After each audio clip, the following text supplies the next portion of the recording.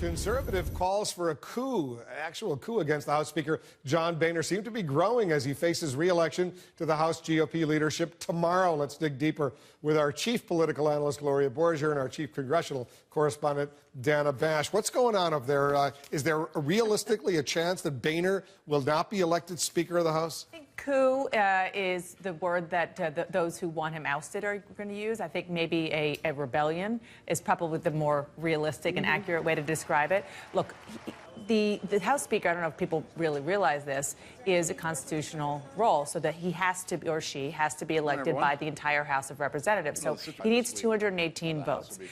There's going to be a huge Republican majority starting tomorrow, 246 people. So what that means is he can lose nearly 30 Republicans and still become the Speaker. So it looks like he will probably lose more than last time, which was about a dozen, and he likely won't lose the speakership, but he will probably be back on his heels a little bit, and it's something that his allies would rather not do. They don't want to come into this new Republican Congress with Republican turmoil. Look, I think it's kind of mildly embarrassing for him, but if he has a good showing tomorrow, he can go into this, I would argue, in kind of a strengthened way and say, okay, folks, you've had your say, I won, you lost. Now we have to show that we can govern. And that's what this fight's really about. It's really about whether you want to just argue over ideological grounds for the next 2 years, setting the stage for 2016, or whether you actually want to be a little bit more practical about it, get some things done, and take that with you into 2016. Is two very different approaches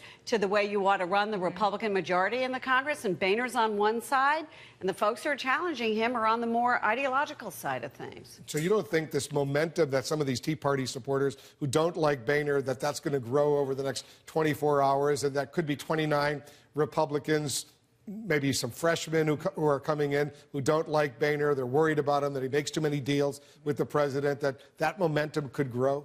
It certainly could grow, no question about it.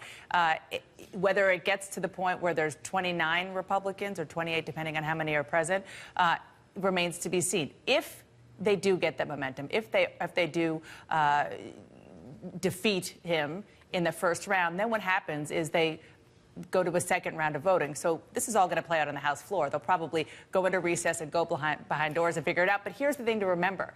Even if they do that, then they're sort of in a pickle, because you can't replace somebody with no one. And there is, even everybody who wants him to be ousted agrees, at this point, there is nobody else who can get the 218 votes to be the Speaker of the House as we speak right now. And these people are from very conservative districts. This is kind of a show vote for them. You know, some of them got elected saying, I'm never going to support John Boehner. This is somebody who doesn't believe in what I believe in. He's too pragmatic. And so for them, it's kind of a win-win situation. They vote against him. John Boehner becomes Speaker, and they get to tell the folks at home they voted against him.